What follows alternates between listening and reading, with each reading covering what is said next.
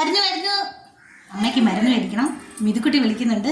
ഇന്നത്തെ അടുക്കളയിൽ കുറച്ച് പാചകം മിതുക്കുട്ടി ഏൽപ്പിച്ചേക്കാണ്. എന്തൊക്കെയാണെന്ന് കാണിച്ചു തരാം. ഇവിടെ ഭയങ്കര പാചകത്തിലാണ്. ചിക്കൻ ഫ്രൈ ചെയ്ത് എടുത്തതാണ് കേട്ടാ. അപ്പോൾ ഇത് ഞാൻ ഫ്രൈ ചെയ്യുന്ന പോലെ അല്ല, ഇതിലൊരു സ്പെഷ്യൽ ഉണ്ട്. അവൾ തൈരൊക്കെ ആഡ് ചെയ്തിട്ടുണ്ട്. അപ്പോൾ ഇതിൽ മുളക് പൊടി, മല്ലിപ്പൊടി, മഞ്ഞൾപ്പൊടി, ഉലുവാപ്പൊടി, കുരുമുളക്, ഉപ്പ്, പിന്നെ തൈരും കൂടി ഇട്ട് ഇവൾ നന്നായിട്ട് ഇതിൽ അരപ്പ് ചേർത്തിട്ടുണ്ട് കേട്ടോ. എന്നിട്ടാണ് ഇതാ പൊരിച്ചെടുത്തിട്ടുള്ളത്. കഴിച്ച് നോക്കിയിട്ട് ഞാൻ എങ്ങനെയാണെന്ന് പറഞ്ഞുതരാമേ. മിതുക്കുട്ടിക്ക് പോകണ്ട, അടുക്കളയിൽ കയറി പാചകമൊക്കെ ചെയ്ത് എന്നെ സഹായിക്കുവാണ്. ഞാൻ പോയി അമ്മയ്ക്കുള്ള മരുന്നൊക്കെ വാങ്ങിയിട്ട് വരാം. ഇവിടുന്ന് ഒരു 1/2 കിലോമീറ്റർ പോലും ദൂരമില്ല. കാരമുക്കിലാണ് ആരോഗ്യ പ്രാഥമിക കേന്ദ്രം, ഹെൽത്തേ. അവിടെ ചെന്നാൽ ഷുഗറിന്, പ്രഷറിന് എല്ലാം ഉള്ള മരുന്നുകൾ ഫ്രീ ആയിട്ട് തരും. അപ്പോൾ അമ്മയ്ക്ക് വേണ്ടിയിട്ട് മരുന്ന് മേടിക്കണം. എല്ലാ വ്യാഴാഴ്ചയാണ് കൊടുക്കുന്നത്. കഴിഞ്ഞ വ്യാഴാഴ്ച എനിക്ക് പോകാൻ പറ്റിയില്ല. അപ്പോൾ ഈ വ്യാഴാഴ്ച അമ്മ വിളിച്ച് രാവിലെ തന്നെ പോകണേന്ന് പറഞ്ഞ്. പക്ഷേ എനിക്ക് ഭയങ്കര നടുവേദന ആയതുകൊണ്ട് ഞാൻ പറഞ്ഞ് ചിലപ്പോഴേ പോകാൻ പറ്റൂ, നടുവേദന കുറഞ്ഞാൽ മാത്രമേ പോകുന്നു. പക്ഷേ 12 മണിയായപ്പോഴത്തേക്ക് എനിക്ക് നല്ല രീതിയിൽ വേദനയെല്ലാം കുറഞ്ഞ് അങ്ങനെയാണ് ഇതാ ഇവിടെ വന്നിട്ടുള്ളത്. ഇന്ന് വീട്ടിലെ പാചകം മിഥുവിന് കൊടുത്തതും എനിക്ക് വയ്യാത്തതുകൊണ്ടായിരുന്നേ. അപ്പോൾ ദാ ഇവിടെ വന്നാൽ ആദ്യം OP ടിക്കറ്റ് എടുക്കണം. അതിനുശേഷം നമ്മൾ ഷുഗർ, പ്രഷർ, വെയിറ്റ് എല്ലാം നോക്കും. ഇപ്പോൾ നമുക്ക് വേണമെങ്കിൽ OP ടിക്കറ്റ് എടുത്ത് നോക്കാം കേട്ടോ. എല്ലാം ഫ്രീ ആയിട്ടാണ്. അത് കഴിഞ്ഞ് ഡോക്ടറെ കണ്ട് മരുന്നും കാര്യങ്ങളെല്ലാം വാങ്ങിയിട്ടുണ്ടായിരുന്നു.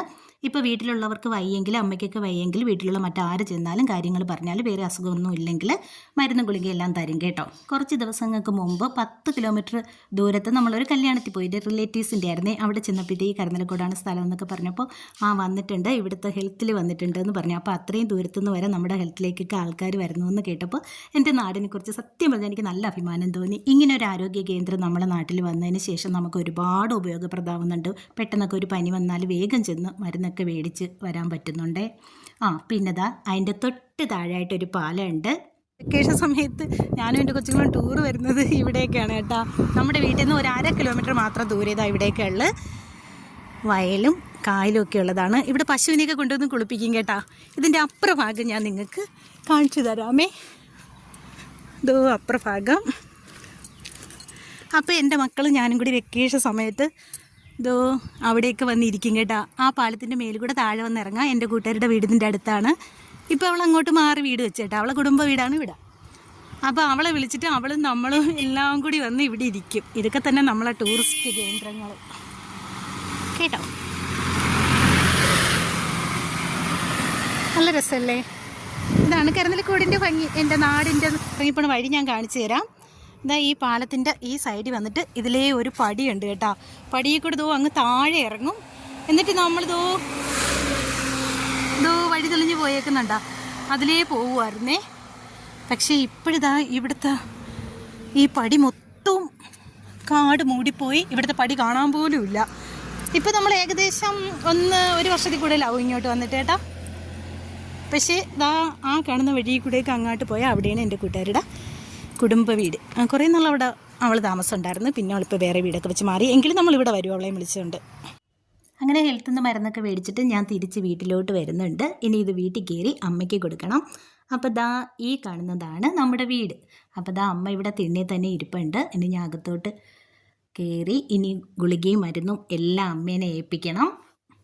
എപ്പോഴൊക്കെ കഴിക്കണം, എങ്ങനെയൊക്കെ കഴിക്കണം എല്ലാം അതിൽ ഞാൻ എഴുതി മേടിച്ചുകൊണ്ട് വരും കേട്ടോ. ഇല്ലെങ്കിൽ ഇവിടെ വന്ന് ഞാൻ പറഞ്ഞിട്ട് പോയാലും അമ്മ മറന്നുപോകും. അതല്ലെങ്കിൽ ഇങ്ങെത്തുമ്പോഴത്തേക്ക് ഞാൻ മറന്നുപോകും. അപ്പോൾ അമ്മ ഗുളികയും മരുന്നൊക്കെ എടുത്ത് നോക്കിയപ്പോഴാണ് ഒരു കാര്യം കണ്ടത്. അതിൽ അവിടെ തിരിച്ച് കൊടുക്കേണ്ട ഒരു പേപ്പറുണ്ട് കേട്ടോ. ഈ ഒരു പേപ്പർ അത് ഞാൻ ഓർമ്മിക്കാതെ ഇങ്ങ് കൊണ്ടുവന്നു പോയി. ഇനി അത് കൊണ്ട് കൊടുക്കണം. ഇനി പോകുമ്പോഴങ്ങനെ കൊടുക്കാമേ. വീഡിയോ എടുക്കുന്ന അമ്മയ്ക്ക് അത്ര ഇഷ്ടമുള്ള കാര്യമൊന്നുമല്ല. സാരിയൊക്കെ എടുത്ത് നല്ല ഒരുങ്ങിയിരിക്കുമ്പോൾ മാത്രമാണ് വീഡിയോ എടുക്കുന്ന ഇഷ്ടം. അപ്പോൾ ഞാൻ പറയും വീട്ടിൽ ഇരിക്കുന്ന വേഷം എല്ലാവരും കാണണ്ടേ, ഒന്ന് ചിരിച്ചാൽ മാത്രം മതിയെന്ന്. ഞാൻ മുമ്പേ പറഞ്ഞിട്ടില്ലേ അമ്മ കൂടുതൽ ചിരിക്കാറില്ല കേട്ടോ. എന്താണെന്ന് എനിക്കറിയത്തില്ല. അപ്പോൾ ഞാൻ പറയും നന്നായിട്ടൊന്ന് ചിരി, വീട്ടിലിരിക്കുന്ന വേഷമായാലും നല്ല ഭംഗിയുണ്ട് എന്ന് പറഞ്ഞു പോണേ. അങ്ങനെ പറഞ്ഞാൽ എങ്കിൽ എടുത്തോന്ന്.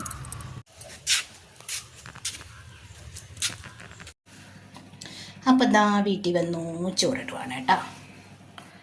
അപ്പം ചോറിട്ട് മതി, ഇത്ര മതി. കുട്ടി ഉണ്ടാക്കിയ ചിക്കൻ എങ്ങനെയുണ്ട് എന്ന് നോക്കട്ടെ. കൊള്ളാമോ ഇല്ലേ നോക്കാം. ഈ പൊടി എനിക്ക് ഭയങ്കര ഇഷ്ടമാണ്.